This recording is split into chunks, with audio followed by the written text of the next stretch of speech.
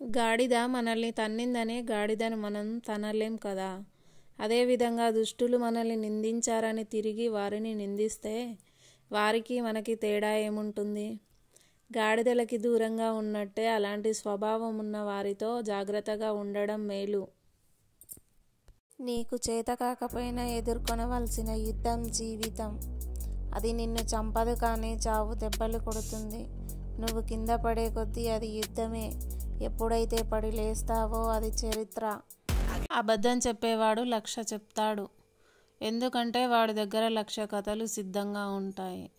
నిజం చెప్పేవాడు ఒకే విషయాన్ని పదే పదే చెబుతాడు. ఎందుకంటే నిజం అనేది ఒకటి మాత్రమే ఉంటుంది. కొన్నిసార్లు నీకు నువ్వే భుజం తట్టుకోవాలి.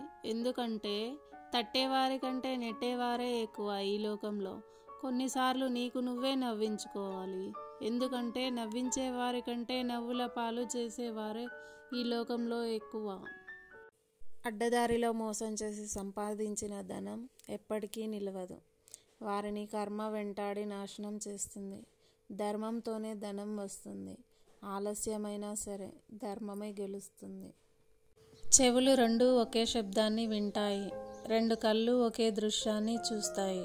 2 నాసికాలు ఒకే వాసన పీలుస్తాయి. కానీ అదేమిటో మాయరోగం ఉండే ఒక నాలుక మటుకు 2 రకాలుగా మాట్లాడుతుంది. నిజమా కాదా ఫ్రెండ్స్? పాపాలు చేస్తూ హాయిగా బతికేస్తున్న వారిని చూసి నేను అనుకున్నాను కర్మ ఏం చేస్తుందని. కానీ రోజులు గడుస్తున్న కొద్దీ నేను గమనించాను కర్మ పొరపాటు పడదని, సమయం కోసం వేచి చూస్తుందని. ఒక వ్యక్తికి కరెక్ట్ అనిపించింది ఇంకొకరికి తప్పు అనిపిస్తుంది. ఒక వ్యక్తికి గొప్పదిగా అనిపించింది ఇంకొకరికి పనికి మాలిందిగా అనిపిస్తుంది.